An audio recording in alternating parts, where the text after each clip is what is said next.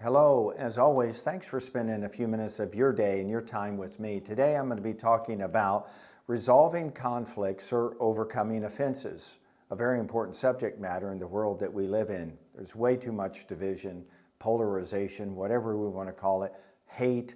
There's just a lot of people that are angry and mad at each other, not talking to one another, have no desire to get things taken care of. And so as a result of that, it's created a lot of havoc and trouble and turmoil in people's soul.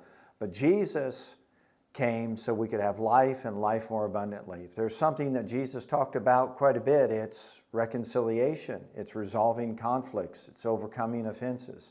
And he even said in Matthew's Gospel, chapter 18, that if a brother sins against us, this begins in verse 15 and goes down to verse 17, if a brother sins against us, he says, you know, you have a responsibility. You have to go and you have to talk to them. If they're not going to listen to you, take a witness. If they don't listen to the witness, get the church involved. If they don't listen to the church, then you have to separate from them.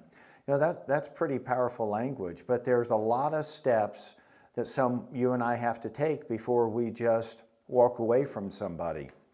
In the same way, Jesus said in Luke's Gospel, chapter 17, hey, it's impossible that offenses would come. They're going to come, in other words, but woe to whom they come. In other words, you know, we shouldn't go around causing offenses. Now, it's true that we all have blind spots. We all say and do things at times that we're unaware how it's hitting or impacting or hurting somebody else, but our intention should always be to reconcile any wrong that we've created, because as Christians, the love of God is in our heart, and that's what should be compelling our actions. You know, if we say or do something that causes someone, difficulty, and we find out about it, let's humble ourselves and go to them. So first of all, let's acknowledge that conflict is real, offenses do happen. I mean, we just can't be an ostrich, put our head in the sand and say, there is no conflict, there are no offenses. That's just not true. I think secondly, we have to purpose to be peacemakers and those that reconcile. Once again, we're not out to cause trouble, but you know, we all have weaknesses, infirmities. We're not fully developed. We have immaturities, insecurities in areas of our life. But God will help us to restore relationships if we'll allow Him. So here's a few things that I want to draw from Matthew 18 and Luke 17. Hey, first of all, let's just be willing to have the conversation. When we talk about talking with other people when there's, been conflict, sometimes the gag reflex, like no one likes confrontation.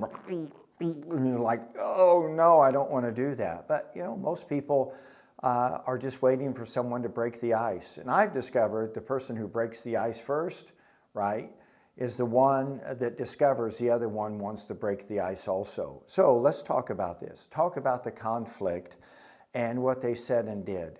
Do your best to remove any personal pronouns and absolutes. Like you always, you never. Well, you're asking for a fight. It's not going to fix the problem. All right, affirm the person while addressing with the problem. Affirm your love for them. Acknowledge that you care about them, but you still have to address what the issue is. So have the courage to speak the truth in love. At times you may need a mediator, someone who has both parties' best interest in mind.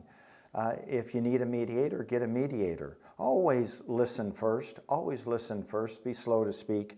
Here's something we have to do no matter how they treat us or how they react or respond. Always forgive. Always, always, always, always forgive, because that's important for your soul.